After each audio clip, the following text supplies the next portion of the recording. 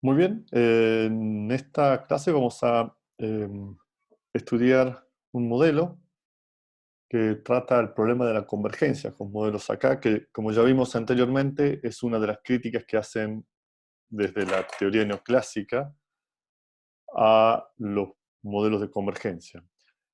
Eh, este es un paper de Acemoglu y Ventura que básicamente para recuperar la convergencia en los modelos acá, eh, lo que introducen es un mecanismo de intercambio de comercio internacional. Entonces, la intuición es que al haber comercio internacional, los países, dado este enlace determinado por el comercio internacional, no pueden crecer por mucho tiempo a una tasa diferente. Por lo tanto, específicamente en el modelo acá vamos a ver que el parámetro A, ¿no?, va a depender del comercio entre países y eso va a hacer que se corrijan las diferencias de tasas de crecimiento. Eh, el modelo lo vamos a desarrollar en dos etapas. En una primera etapa vamos a introducir el concepto de una economía con dos sectores, un sector de bienes finales y un sector de bienes intermedios. Y en la segunda etapa vamos a introducir el comercio internacional entre las economías, ¿sí? Entonces, vamos al modelo. En el modelo existe el modelo, en la primera etapa, un modelo con dos sectores. Hay un sector de bienes finales y un sector de bienes intermedios. Piensen que hay un sector de bien final que produce los bienes y a ese sector de bien final hay un sector de bienes intermedios X que le provee insumo, ¿sí? Los dos bienes se producen bajo competencia perfecta, o sea, se venden en el mercado con competencia perfecta, o sea que este mercado que está acá es un mercado de competencia perfecta y el mercado al cual se venden los bienes finales también es un mercado de competencia perfecta. Por lo tanto, la producción final, ¿no?, de bienes finales viene determinada, fíjense, por el stock de capital. Entonces para producir bienes finales hay un stock de capital y ese stock de capital se combina con los bienes intermedios de esta manera, como está especificado en la función de producción. Eh, el producto intermedio, esto es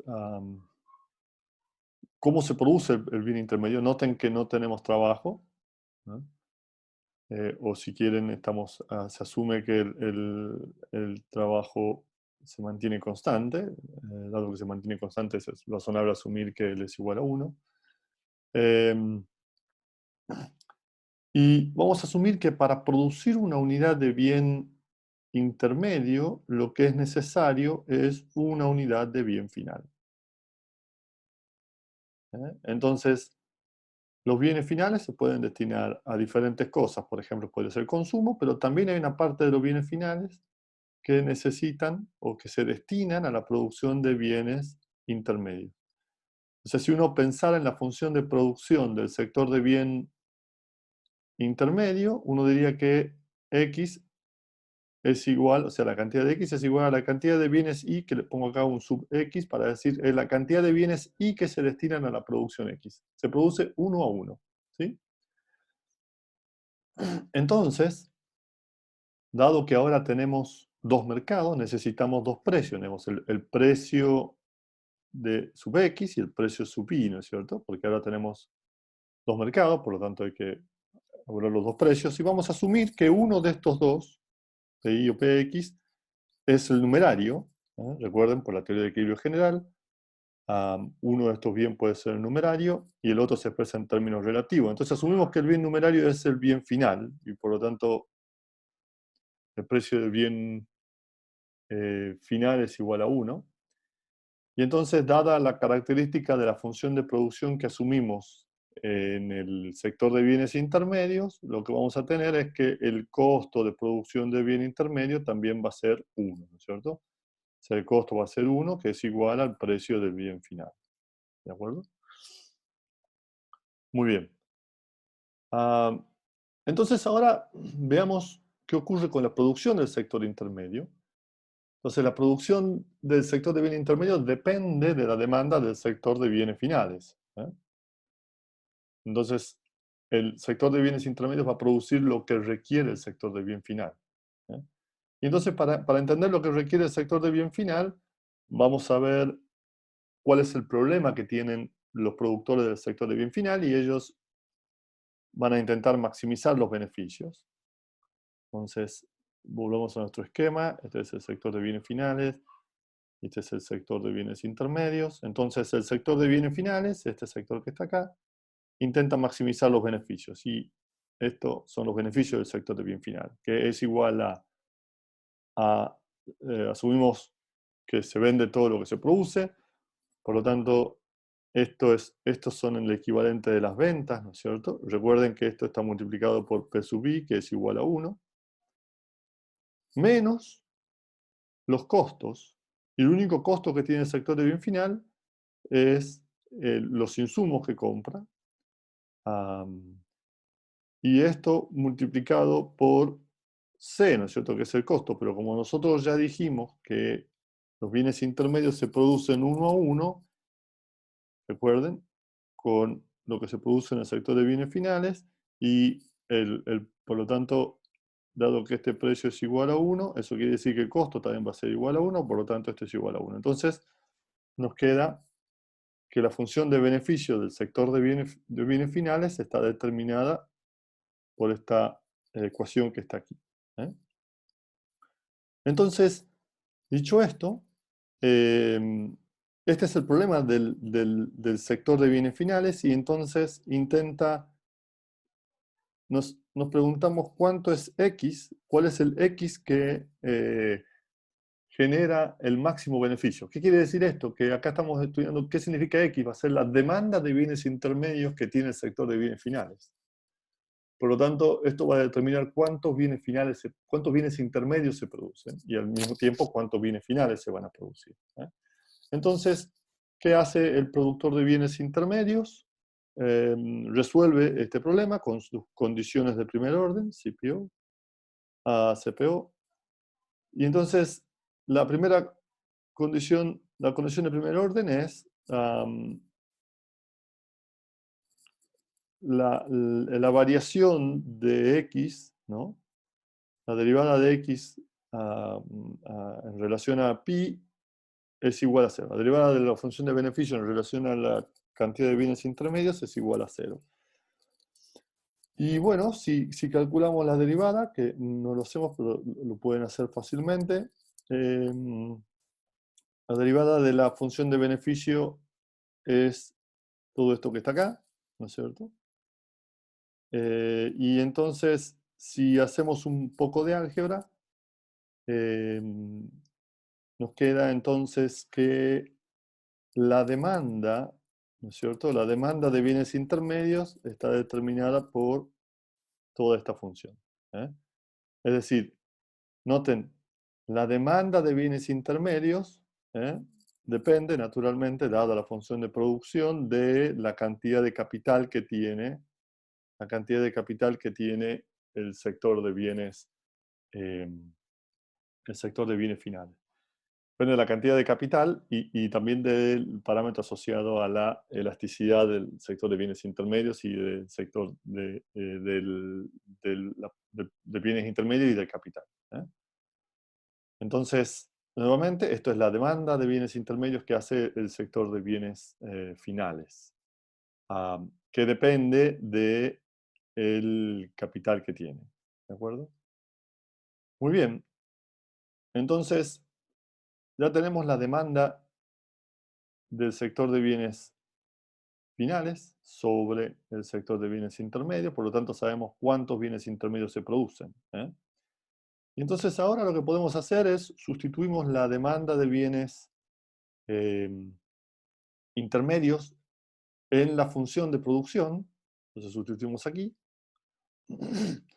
y haciendo un poco de álgebra obtenemos que entonces la producción de bienes finales es igual a esta función que está aquí, que noten es, depende solamente de capital, ¿no es cierto?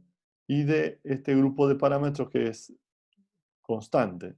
Entonces noten que esto es equivalente a una, si esto lo llamamos A y esto es K, estamos de nuevo en un mundo acá.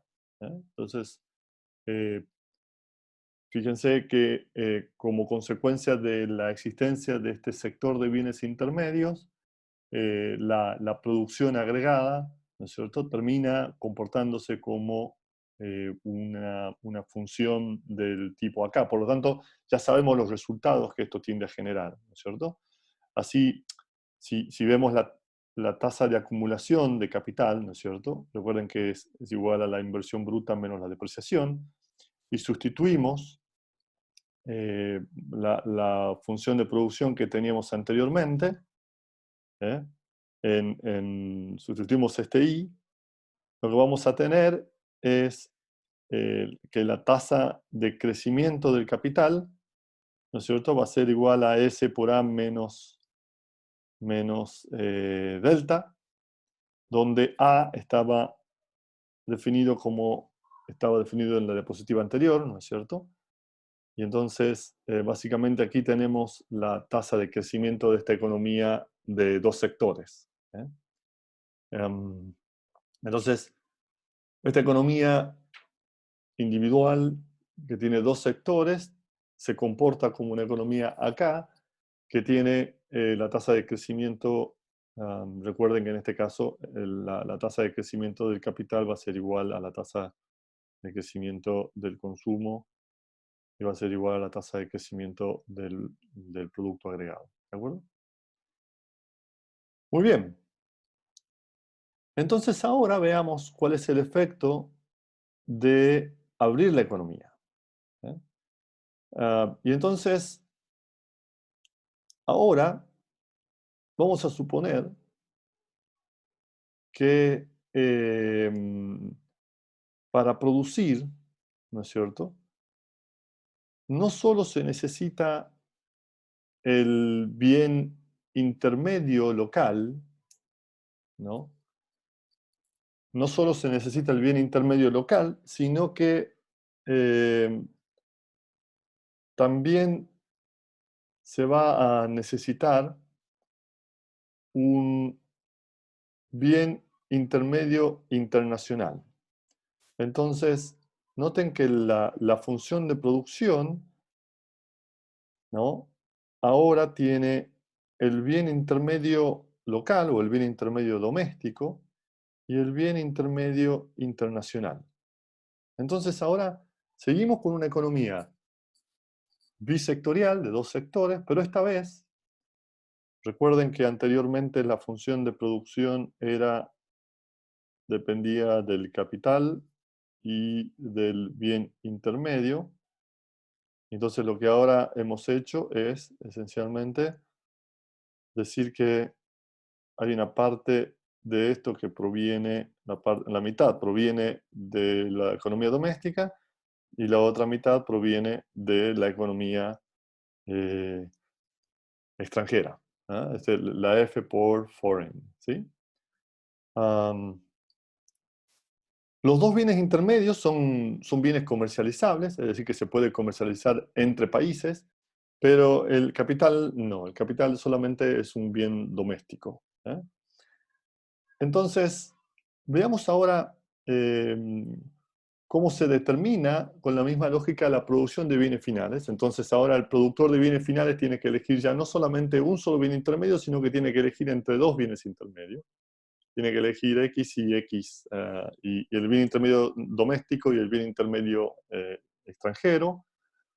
Por lo tanto, su función de beneficio queda nuevamente determinada por las ventas, que es, dado que es el numerario, es igual a la función de producción, menos los costos. Y entonces, por un lado tenemos el costo de producción del bien doméstico, del bien intermedio doméstico, y por el otro lado tenemos el costo de producción del bien intermedio internacional, que recuerden, nosotros asumimos que el numerario es el bien doméstico local, y por lo tanto el bien intermedio internacional tendrá un precio PF que deberá ser expresado en términos relativos al bien doméstico intermedio, al bien doméstico final.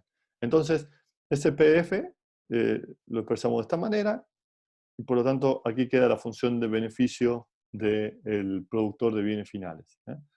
Entonces, para mantener nuestro esquema, acá está el productor de bienes finales que ahora recibe, ¿no es cierto?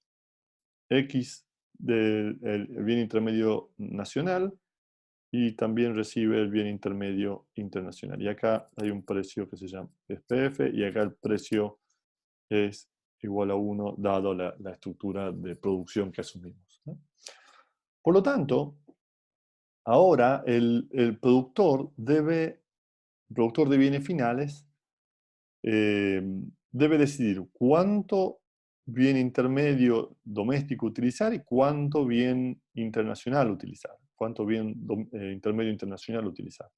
Por lo tanto, las condiciones de primer orden ahora van a ser dos. Por un lado, la condición con respecto a los bienes, acá me equivoqué, esto es con respecto a los bienes y acá también, esto no va a haber.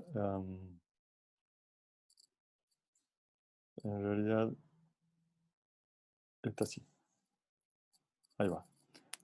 Muy bien. Entonces, la condición de primer orden, esto voy a enfatizar, es la variación de beneficio cuando varía el bien intermedio nacional. Y acá es la variación del beneficio cuando varía el bien intermedio internacional. Estas son las dos condiciones de primer orden. De nuevo, esto lo pueden hacer fácilmente, pero la demanda de bien intermedio nacional o doméstico está determinado por esta ecuación, y la demanda de bien intermedio internacional está determinado por esta ecuación.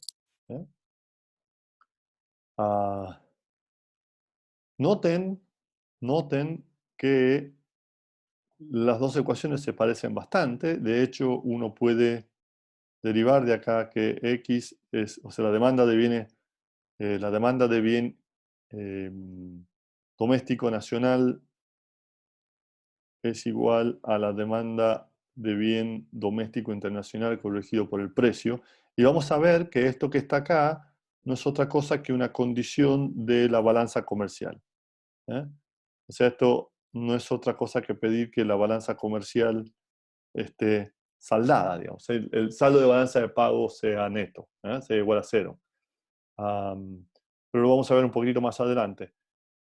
Entonces, si volvemos a la producción agregada final, vemos que sustituyendo las condiciones de primer orden en la función de producción final, recuerden, hay que sustituir la condición de primer orden de X y la condición de primer orden de X, F. Lo que nos queda es que la producción de bienes finales nacionales queda expresada, ¿no es cierto?, de esta manera. Y si ustedes miran esta ecuación, nuevamente nos encontramos con una ecuación que tiene una función de producción que tiene una primera parte que se mantiene constante, porque son parámetros constantes, y el precio, a excepción del precio, digamos que acá queda un A que varía según el precio de bien internacional por K. Entonces se parece de nuevo a una función acá, pero donde el parámetro A varía según el precio de bien internacional. Y si ustedes notan, el precio de bien internacional tiene un signo negativo allí. Por lo tanto, esto, si nosotros lo reescribiéramos, lo podemos reescribir de esta manera. Recuerden que esto sería 1 partido en PF por 1 a la menos alfa 2 alfa por K. ¿Y esto qué quiere decir? Quiere decir que, noten que cuando el precio de los bienes internacionales aumenta, todo esta componente baja. Por lo tanto, cuando aumenta PF, A desciende. ¿Eh?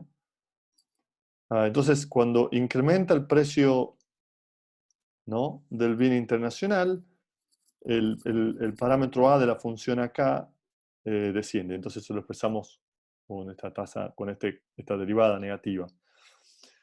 ¿Qué quiere decir? Que cuando el precio del bien intermedio importado aumenta, se reduce el ingreso de los locales.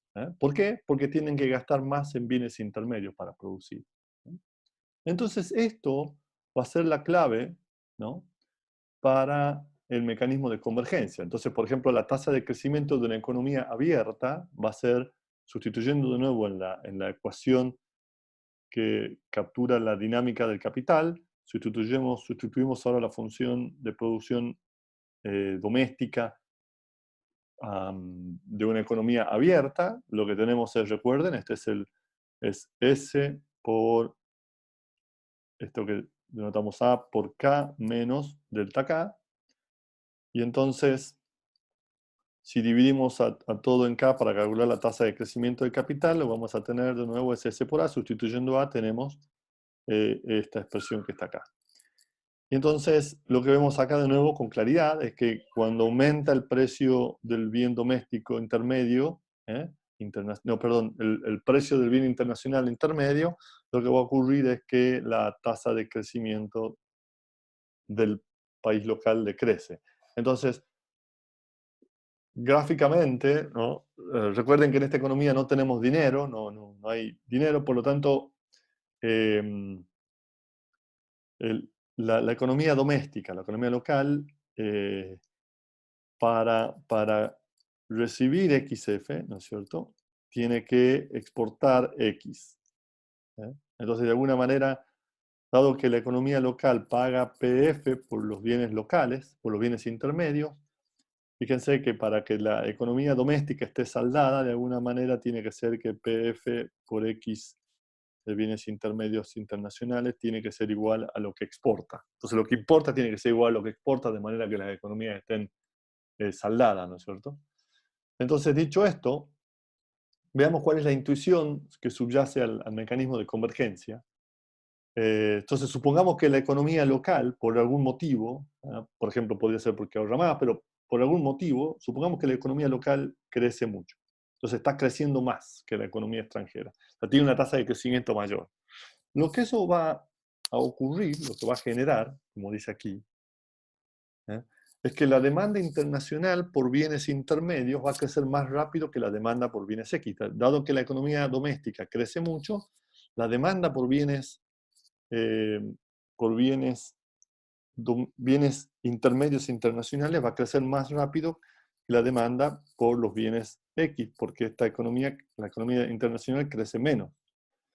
Entonces, para que la balanza comercial se mantenga saldada, lo que eso va a generar es, incremento por la demanda, lo que va a generar es un incremento en el precio del bien internacional. ¿Eh? Y nosotros ya sabemos que ese incremento en el precio del bien internacional, ¿no?, lo que va a conducir es a que la economía local deje de crecer más rápido. ¿Por qué? Porque recuerden que la tasa de crecimiento de la economía local abierta depende del precio del bien internacional.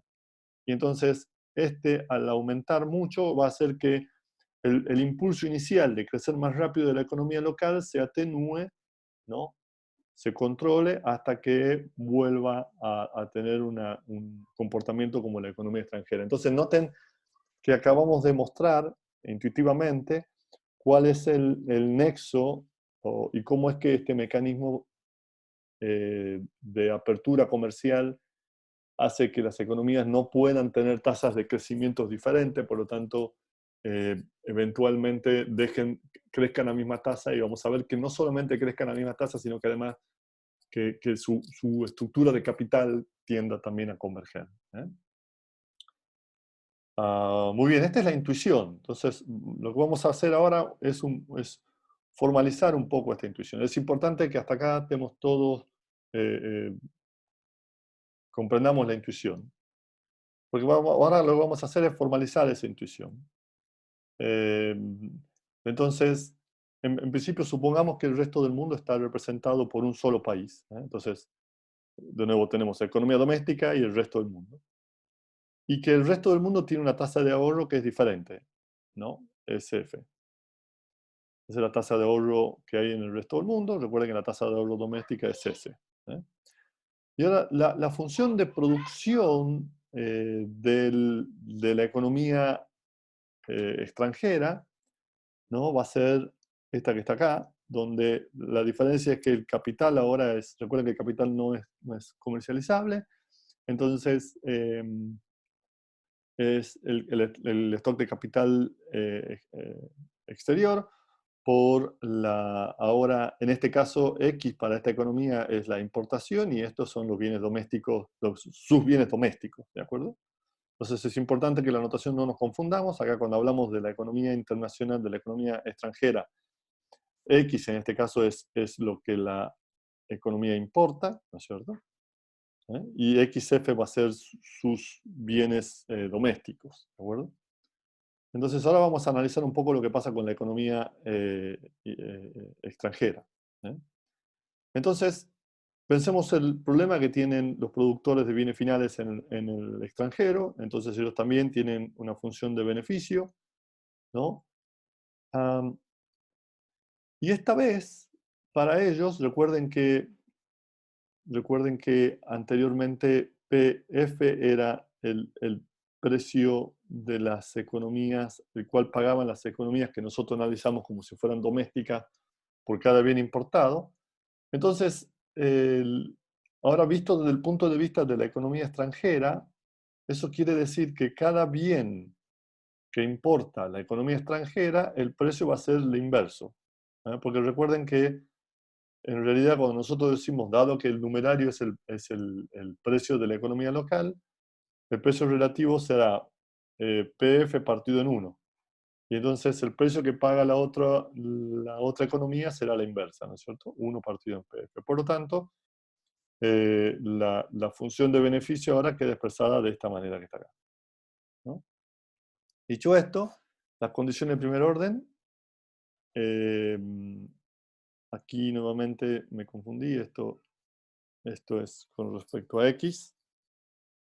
¿Eh? Eh, y entonces, esta es la condición de primer orden para el, el bien X y esta es la condición de primer orden para eh, el bien intermedio de esta economía que estamos estudiando, ¿sí? Que es la internacional en este caso. Muy bien, entonces sustituyendo estas condiciones de primer orden, sustituyendo en la función de producción, fíjense que estamos haciendo exactamente el mismo ejercicio que hicimos antes para la economía doméstica, podemos expresar la, producción final de bienes finales en la economía internacional de esta manera.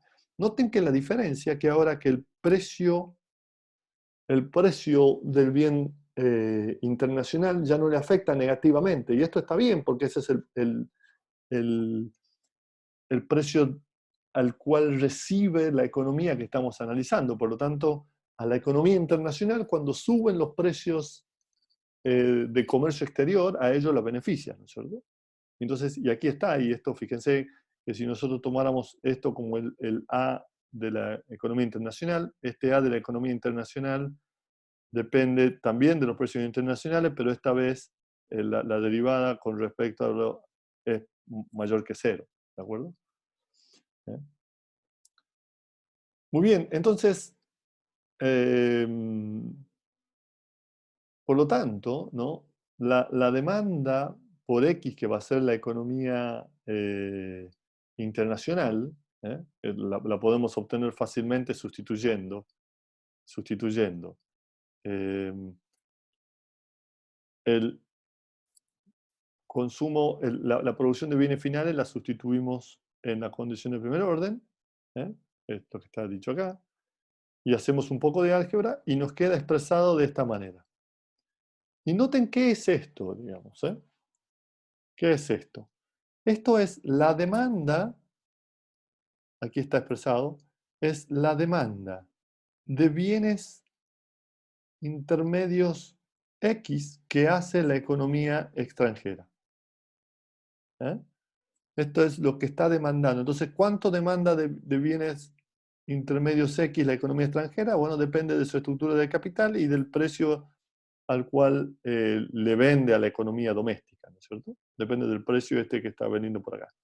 Naturalmente, cuando este precio aumenta, lo que hace es que la economía extranjera tiende a también aumentar la demanda por X. Y esto es parte del mecanismo que funciona para la convergencia, ¿no es cierto? Am, entonces, recuerden que nosotros básicamente tenemos que X es igual a PF por XF, ¿no es cierto? Que esto es de la balanza comercial, esto es para que la balanza de pago se mantenga en cero. ¿Eh? La balanza comercial y la balanza de pago, digamos. ¿Sí? Acá tenemos la balanza, no tenemos intercambio de capital, por lo tanto la balanza comercial es igual, el saldo de balanza comercial es igual al saldo de balanza de pago. Y tiene que ser cero, o sea que estos dos tienen que ser iguales. Entonces, dicho esto, lo que estamos diciendo es que PF, ¿no es cierto?, tiene que ser igual a X y X es igual a todo esto que está acá. ¿No? Entonces, eh, dadas las condiciones de primer orden que recién vimos, la doméstica, que era esta que está acá, sustituyendo en la igualdad de balanza comercial que teníamos anteriormente, entonces, ¿qué hacemos? Sustituimos esta parte, la reemplazamos aquí, y entonces nos queda esta expresión. Nos queda esta expresión. Y teniendo en cuenta que vimos que la producción de bienes domésticos es igual a esto lo vimos anteriormente, si sustituimos, entonces, ¿qué vamos a hacer? Sustituimos todo esto, lo sustituimos acá. Fíjense que nos queda exactamente todo este término. Y todo esto es igual a X, ¿no es cierto? Todo esto es igual a X. ¿eh? Por lo tanto, si a esto resumimos un poquito de álgebra, lo que nos queda es que X es igual exactamente a todo este término que está acá. ¿eh? Em, Muy bien, entonces noten que ahora lo que hemos obtenido es expresamos la demanda de X en términos de la estructura de capital, ¿no es cierto? Y entonces nosotros teníamos este resultado, es decir, vuelvo para atrás, fíjense, no es otra cosa que el resultado que tenemos acá, lo que estoy reexpresando. El, ¿ah? Esto es exacta. Recuerden que esta componente que está acá no es otra cosa que PF por XF. Es decir, esto es la igualdad de la balanza comercial, ¿no? Dado esto, esto quiere decir que estos dos términos son iguales. Este término con este término es igual. Entonces, si hacemos un poco de álgebra, cancelamos esto, y hacemos un poquito de álgebra, y podemos ver que el precio, ¿no es cierto?, del bien doméstico, del bien internacional intermedio, es expresado como el ratio de capital de las dos economías. ¿eh?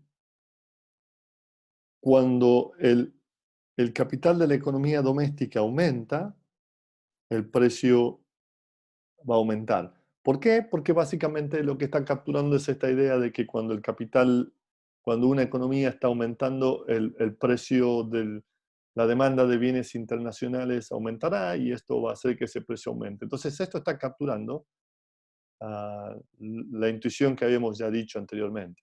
¿no? Entonces, noten qué quiere decir que el precio aumenta. Si el precio del bien internacional aumenta, lo que está diciendo es que hay diferencia entre el capital de las dos economías. ¿no? Cualquiera de las dos cosas, digamos. Cualquier diferencia en el precio del bien internacional, si cualquier diferencia con respecto a uno, quiere decir que hay diferencia de capital. Piensen, si los precios internacionales tienden, ¿no es cierto? Si el precio de los bienes internacionales a, tienden a cero, ¿qué significa? que el capital de la economía extranjera está siendo muy grande respecto a la economía nacional. Y de la misma manera, si el precio del bien intermedio internacional tiende a ser muy grande, ¿qué quiere decir? Que el capital de la economía doméstica está creciendo muy rápido respecto a la economía internacional, al capital de la economía internacional. Entonces, es interesante estudiar lo que ocurre con la variación, con la tasa de crecimiento del precio. ¿Ah?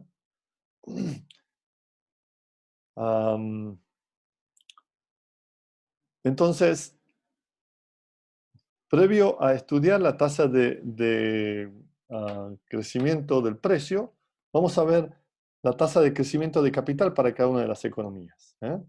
Y la tasa de crecimiento de capital para cada una de las economías nosotros sabemos que se expresa de esta manera. ¿eh? Y para expresarla entonces, ¿eso qué quiere decir? Digamos, la tasa de crecimiento de la economía doméstica es igual a S, por donde esto es el término A, menos delta. Y de la misma manera, de la economía internacional, este es el término A. Recuerden que la diferencia está fundamental, está en que para la economía doméstica el efecto de los precios es negativo, mientras que para la economía internacional el efecto de los precios es positivo. Y entonces, tomando de la ecuación anterior esto de que PF era igual a el ratio de capital, ¿no es cierto?, a la alfa, introduciéndolo aquí adentro, nos queda que la tasa de crecimiento del capital puede ser expresado, del capital doméstico puede ser expresado de esta manera, y el capital internacional puede ser expresado de esta manera. Entonces, ahora sí, con esta información, podemos estudiar la convergencia. La convergencia no es otra cosa que estudiar la diferencia que hay entre el capital internacional, el capital nacional, capital doméstico, y el capital internacional. Y nosotros sabemos que estudiar la tasa de crecimiento, digamos, la tasa de crecimiento de este ratio de capital no va a ser otra cosa que estudiar la tasa de crecimiento del capital internacional menos la tasa de crecimiento del capital internacional. Es exactamente esto que está expresado acá, ¿no? Y entonces, sustituyendo de la diapositiva anterior, sustituyendo, tenemos todo este término que está acá, es la tasa de crecimiento del capital doméstico, y todo este término que está acá es la tasa de crecimiento del capital internacional. Noten que se cancela los deltas, y entonces haciendo un poco de álgebra, lo que nos queda es que la tasa de crecimiento del ratio de capitales está expresado de esta manera. Entonces noten que este es el término común, que es un término constante, lo llamamos C, por esta diferencia que está acá entre corchetes, ¿no es cierto? Y si nosotros nos metemos a analizar un poquito la diferencia que está aquí entre corchetes, acá está expresada de nuevo la ecuación. Noten de nuevo, acá esto lo he escrito como C, y noten que este término es negativo. Por lo tanto, es lo mismo que expresarlo de esta manera, como está acá, ¿no es cierto? S por KR, donde va dividiendo, y el segundo acá, y el segundo término es positivo. Entonces, noten qué ocurre, digamos, con la variación de esta tasa de crecimiento. ¿Qué pasa cuando, piensen qué pasa cuando KR tiende a 0? Cuando KR tiende a 0, este primer término que está acá, este primer término, se hace muy grande, ¿no es cierto? Se hace muy grande. Y este que está acá se hace pequeño. Por lo tanto, todo esto se va a hacer mayor que 0. O sea, cuando KR tiende a 0, la tasa de crecimiento, solo para refrescar ideas, recuerden que acá estamos hablando de este KR, no es otra cosa que el cociente o el ratio entre el capital local y el capital internacional. Entonces, cuando el término este se acerca a 0, ¿qué va a ocurrir? lo que va a ocurrir es que todo el término se hace mayor que cero. ¿Qué quiere decir que se haga mayor que cero? Es que esto va a comenzar a crecer, ¿no es cierto? Y para que este ratio crezca, ¿qué tiene que ocurrir? El capital doméstico tiene que crecer más con respecto al capital, eh, con respecto al capital internacional. Entonces noten, cuando cuando el ratio tiende a cero, lo que ocurre es que esta dinámica genera que el capital nacional comience a crecer más que el capital internacional, lo cual hace que este ratio deje de ir hacia cero, comienza a subir, ¿eh?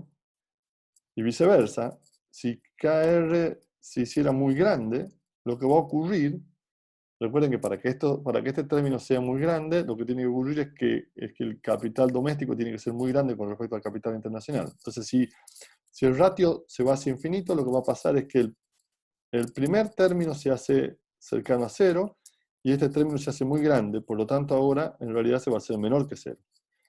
Es decir, que cuando el ratio tiende a ser muy grande, lo que ocurre es que la tasa de crecimiento del ratio se hace negativa. Entonces, puesto esto en un gráfico, fíjense, ponemos en el eje de las X el ratio de capital y en el eje de las Y la tasa de crecimiento, lo que estamos viendo es que cuando el ratio sea cercano a cero, por acá, lo que va a ocurrir es que la tasa de crecimiento es muy alta, ¿no es cierto? Entonces eso hace que el ratio comience a aumentar. Y por otra parte, cuando el ratio es muy grande, lo que hace es que la tasa de crecimiento sea negativa y eso hace que el ratio comience a decrecer. Por lo tanto, esto siempre tiende a un valor de KR, estrella, que hace que la tasa de crecimiento de KR sea igual a cero. Y piensen, ¿qué significa que la tasa de crecimiento de KR sea igual a cero? ¿No es cierto? Significa básicamente que este ratio se mantiene constante, ¿eh? ¿Y en qué valor es eso? Bueno, si nosotros tomamos y calculamos esto, lo que vamos a encontrar es que existe un valor del capital de este ratio para el cual la, el- el- la diferencia deja de crecer y se mantiene igual. Por lo tanto, la estructura de capital tienden a acercarse entre ellas, ¿eh? O si no van a seguir divergiendo, como es la sugerencia del modelo estándar, del modelo acá, digamos. Y además es asintóticamente estable, o sea que siempre va hacia ese valor, ¿de acuerdo? Entonces, reflexionando un poquito, eh, fíjense que el resultado de este modelo dice que la existencia de comercio internacional genera convergencia, aún en modelos acá, ¿no? ¿Por qué? Básicamente porque un rápido crecimiento de la economía doméstica genera un incremento de la demanda de bienes importados y eso genera un incremento en el precio de esos bienes. Esto hace que se reduzca la tasa de acumulación de capital, ¿eh? Generando convergencia. Lamentablemente, los resultados empíricos no son consistentes con la evidencia o sea, la evidencia internacional no es consistente con los resultados de este modelo, ¿eh? Entonces, si bien el modelo refleja un canal a través del cual podría existir convergencia, esto no es así. Por lo tanto, el modelo es ilustrativo de un canal, pero no parece tener un rol importante en un mecanismo de convergencia efectiva. Sin embargo, lo que nos interesa de este modelo es efectivamente haber entendido un mecanismo de convergencia y de qué manera este mecanismo podría funcionar y que está ahí siempre activo.